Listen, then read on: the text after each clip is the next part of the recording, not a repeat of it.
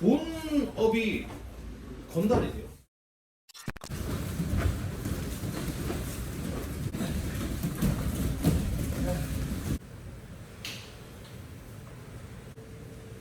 왼쪽부터 짧게 스트치.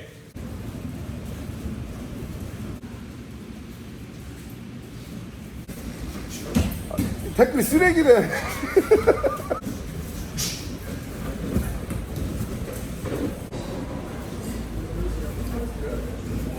그렇지. 균형 잡혀서 밀려. 오른발로 체중이 오른발에 많이.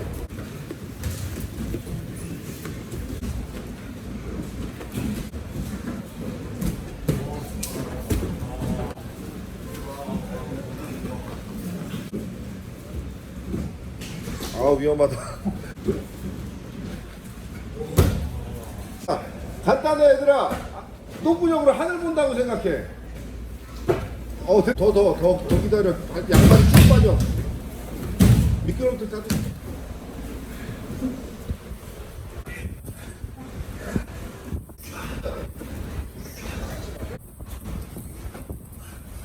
손을 그냥 잡으면 안 돼. 맨 이게 약간 속기 때문에 하는 거 넓게.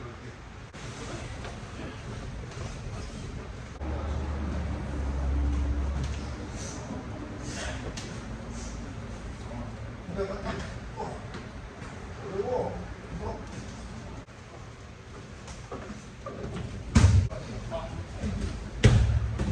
그렇지.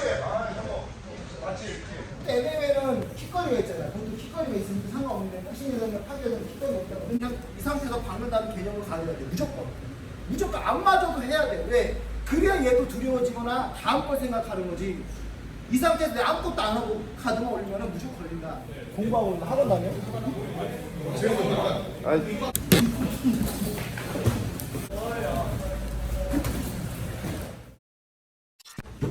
본업이 건달이세요? 건달 생활을 했던 건 사실입니다. 그냥 살다 보니까 제가 튀지 않으면 살 수 없다 생각해서 건달 생활을 했었는데 건달 생활을 그만둔 지는 엄청 오래됐고요. 거의 10년 정도 됐고 지금은 현재 건달들과 당연히 연락하지 않고요. 그 사람들과 만나지 않습니다. 사람들이 제가 지난 과거가 좋지 않기 때문에 지금도 건달이라고 오해하시고 그렇게 살아온다고 생각하시면 되겠지만 생각보다 되게 열심히 살고 있고 절대 그런 일에 엮이지 않기 위해 더욱 노력하면서 살고 있습니다. 아니 엄태웅이 예. 처음에 사나이를 찾아가지고 예. 연락을 해가 정중하게 처음에 컨텐츠를 찍자 이렇게 얘기를 했다고 누가 그런 예. 댓글에 써있더라고요. 예. 근데 안 받았다. 예. 사실 어떻게 보면 가려받는 걸 수도 있고 예. 제가 생각하기에는 어떤 구독자 아니면 조회수가 깜냥이 아니다 예. 라고 개인적으로 생각해가지고 내쳤을 수도 있고 뭐 개인적인 생각은 모르겠지만 예. 근데 이후에는 이제 안 받으니까 엄태웅이 이제 도발적으로 나왔어요. 예. 거기에 대해서 좀 얘기해 주세요. 처음에 사나이를 찾아서를 하기 전에 엄태웅이 저랑 이제 복싱 스파링 한번 해달라, 자기가 지는 그림으로 좀 할 테니까 좀 해주면 안 되겠냐고 했는데 제가 뭐 싫다고 얘기했고요. 저는 그때 당시 격투기에 대해서 별로 관심이 없었고 그렇기 때문에 거절을 했었고 첫 번째는. 근데 나중에 사나이를 찾아서라는 컨텐츠를 할 때 도전이 왔더라고요. 좀 해달라고. 근데 제가 생각했을 때는 저희 컨텐츠에 적합하지 않다고 생각을 했습니다. 사실 어그로라 생각하거나 조회수를 생각했다면 무조건 하는 게 맞죠. 왜냐면은 뭐 작은 거인 여기 팀파시 훈련하고 있는 유종학 군도 유튜브가 아주 굉장히 작은데 그런 친구들 생각하면 제가 그 친구를 만든 거보다 엄청 많은 게 훨씬 더 이득이겠죠. 하지만 조회수나 구독자를 생각한 건 아니고요. 그냥 컨텐츠상에 적합하지 않다고 판단을 했고 인수랑 상의한과과 그렇다고 했기 때문에 받지는 않은 거고요. 나중에 받은 것도 사실 지금도 시합을 준비하고 있지만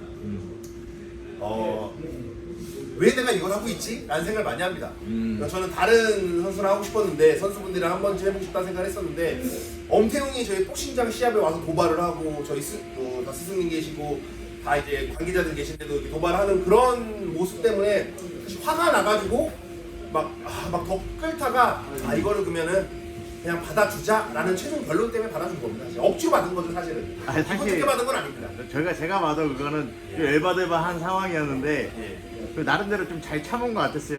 근데 이제 그때 심정이 어땠어요? 복싱장에 와가지고 이렇게 도발을 했을 때 아예 전혀 모르고 있었던 거죠. 축하 놓고 얘기하면은 진짜 한 대 치고 싶었죠. 진짜 그 자리에 한 대 치고 싶었지만 어렸을 때와 지금은 사실 마음가짐도 다르고 생각도 다르니까 내가 그 친구가 앞에 엄태웅이 와 있다는 얘기를 들었을 때 그냥 모른 척하고 지나가야지 했는데 제가 이제 스트랩 묶고 있는데도 와서 도발하고 하니까 막 심장이 막 두근두근 뛰고 화도 나고 자존심도 많이 상하고 왜냐면 사실 구경거리잖아요. 그 어린 친구들 10대, 20대 애들은 옆에서 보면서 그냥 막 웃고 떠들고 있고 이런데 조롱거리가 된 것 같아서 사실 한 번도 살면서 그런 경험을 해본 적이 없기 때문에 더 자존심이 상하고 기분이 나빴지만 그리고 제 나름에는 진짜 최선을 다해서 참고 말을 제가 그날 좀 심하게 한 것도 있지만 그거는 사실 그날만 놓고 봤을 때 사람들이 너 엄청 무시했잖아 라고 하지만 사실 저는 그게 최선의 방어였습니다. 피할 수 있는 그날 사실 말을 심하게 한 건 맞지만 그날만 한 거지 사실 그전엔 항상 태용아 하지 마라 왜 이러냐 난 얘랑 안 할란다 이렇게 얘기했고 그날은 너무 도가 지나치니까 저도 내가 똥이랑 왜 하냐 내가 돈 벌려고 왔으면 그냥 가 그냥 이렇게 얘기한 거지 그거에 대해서 조금 오해가 있으신 것 같아요. 전화상으로 또 왔다고 그랬죠. 그 안면에 있을 때는 네. 그냥 뭐 감정도 있고 그런 전화상으로는 예를 들어서 그냥 뭐 좋게 얘기할 수도 있고 뭐 어떤 감정으로 전화상 아닙니다. 그 처음에는 뭐 예의 있게 얘기하다가 나중에 쫄았냐로 시작해가지고부터는 그 다음부터는 항상 목소리의 톤을 좀 굵게 하면서 약 올리는 식으로 얘기했습니다. 전화상으로 진짜. 송병주 씨 이러면서 그래서 저도 사람이니까 아무리 참으니까 제 본연의 성격은 있잖아요. 막 활발하고 엄청 목소리 크고 막 씩씩하고 이런 성격이 있다 보니까 상대가 도발을 하면은 저 또한 톤이 높아질 수밖에 없고 사실 흥분할 수밖에 없는 것 같습니다. 통화할 때는. 그러니까 서로 통화할 때만큼은 좀 더 좀 흥분하게 만들어야 돼 가서를. 그러니까 네가 당하는 거지. 진 거지 진 거야. 네, 맞습니다. 감독님이 시합 절대 그러지 말라고 말씀하셨습니다. 100% 도발전 나옵니다. 자, 성명준이 생각하는 엄태웅에 대한 느낌을 잘 알았어요. 네. 자, 그 위 감독님이 보시는 엄태웅은 나는 솔직히 개인적인 감정 전혀 없고 걔 역시 먹고 살려고 노력하는 유튜버야. 나는 그렇게 생각해. 딱 그 정도. 그리고 걔랑 나랑 개인적인 부딪힘이 없고 나는 나의 직업은 명준이가 시합장에서 좋은 퍼포먼스를 만드는 게 내 직업이야. 난 그거에 최선을 다할 거고 개인적인 감정은 없어. 아니 근데 그리고 또 이 사나이를 찾아서부터 시작해가지고 아까 전에 예. 얘기하고 싶은 게 강자들을 많이 찾아 강자랑 하고 싶다. 예. 그게 사실 그런 것도 있거든요. 왜냐면 강자한테 지면 쪽팔리진 않아. 예. 근데 이제 약자한테 혹시 당할 수도 있어. 그러면 내가 평가가 바로 되는 경우가 있어요. 예.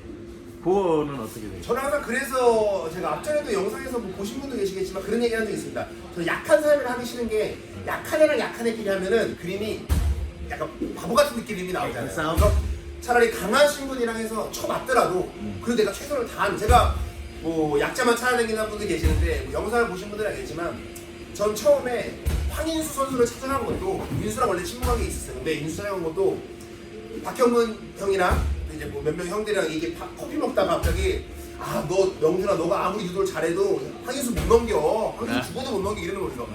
제가 넘길 수 있습니다. 아니 황인수 못 넘긴다고 황인수 존나 세. 아니 제가 넘긴다니까요. 형근이 형이 니 나도 못 넘겨. 제가 바로 황인수 전화했어요. 인수야 인수야 형 갈 테니까 날 잡아줘 해서 찾아간 게 그날이 격투기 컨텐츠라는 게 시작이 된 겁니다. 그러니까 저는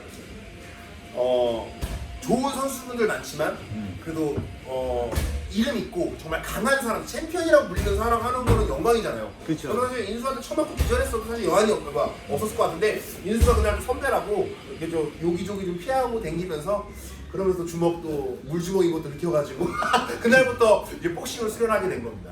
근데 이제 그런 거 있잖아. 예를 들어서 진짜 누가 강할지를 모르잖아요. 예. 그러니까 이 네임류가 있는 사람은 당연히 그거를 증명 된 사람이지만 증명 안 된 강한 사람들이 좀 있어요. 근데 네. 증명이 전혀 안 됐어. 네. 근데 본인이 맞는 그림이 나와. 예. 예를 들어서. 예. 그러면 사람들의 댓글이나 이런 거를 좀 신경 쓴 거 아닌가요? 내 생각인데 그냥 내 생각인데 얘가 뭐 하려고 해 약한 비즈니스맨이. 그래, 약한 사람. 저희는 한 계산이 힘든 생각이 없죠. 시도하다 그랬어. 저랑 한번 붙으실래요? 자, 이번엔 라이브 안 하신다고 그랬어요. 예. 자, 근데 사실상 그 뭐 효율적으로 보면 라이브로 하면 네. 뭐 이렇게 슈퍼챗도 들어오고 예. 뭐 이렇게 벌이도 더 비즈니스적으로도 더 좋은 네. 측면인데 네. 지금 사람들이 네. 다 생각하는 게 그거란 말이에요. 네. 성명준 또 뱀처럼 빠져나간다. 편집하고 뭐하고 할 거다 이렇게 해가지고 뭐 또 본인 사이즈 잘 나오면 올릴 거고 사이즈 안 나오면 안 올릴 거고 이런 식으로 얘기를 하고 있는데 네. 굳이 라이브를 진행 안 하시는 이유가 뭐죠? 제가 한 번도 저는 사실 뭐 우선 잠깐 뭐 몇 가지 짚고 넘어가자면 저는 뭐 스파링하는 영상을 고의적으로 저한테 위주로 편집한 적은 사실 없고요. 그리고 두 번째 라이브를 하지 않는 이유는 만약 엄태웅이랑 저랑 시합을 원래 하기로 하고 시합을 멋있게 했다면은 라이브 오케이 했을 겁니다. 근데 처음에 어그로가 끊었을 때부터 걔는 라이브로 계속 와가지고 시청자들이 시키는 조롱을 하고 그리고 엄태웅은 시청자가 시키면 가서 또 실제로 현피도 뜨더라고요. 그런 장면이라든지 시합장에 와가지고 생방송을 키고 온다면은 걔가 수익적으로 이득이 생기고 그리고 시합 중에 계속 저를 도발할 거라는 생각이 들더라고요. 그러니까 시청자들이 시키는 대로 계속 흐름에 가고 그럼 저는 그거에 대해서 흥분하게 되고 또 말리게 되고 이런 그림보다는 정확히 시합 영상을 제가 이기든 걔가 이기든 둘 중 한 명을 올리고 싶을 거 아닙니까? 그렇기 때문에 편집은 없습니다. 왜냐면 둘 중 바보가 아닌데 지가 이겼는데 안 올릴 이유가 없단 말이죠. 그렇기 때문에 생방송에 사실 의미는 없다고 생각하고요. 저는 생방송 안 하는 이유 딱 하나입니다. 어그로 끌리고 이제 그런 그 형태 있잖아요. 막 사람들이 그 친구들이 말하는 대로 막 휩쓸려가지고 막 미션 수행하고 이런 모습들이나 수익을 창출하는 게 저는 올바르지 않다 생각해서 저는 경기만큼은 그냥 녹화 방송을 하는 게 맞다고 생각했습니다. 어차피 이 경기 자체가 어그로인데 굳이 어그로를 그렇게 피할 필요가 있을까요? 그 어그로라는 게 뭐 여러 가지 종류가 있겠지만 그 당시 뭐 예를 들면 뭐 이슈를 생기게 하고 싶은 유튜버들은 와가지고 그 생방송을 켜놓고 막 그 댓글에 막 반응하고 거기에 대해서 행동하고 이런 게 사실 저는 너무나 싫습니다. 저는 생방송 안 하는 이유가 그거.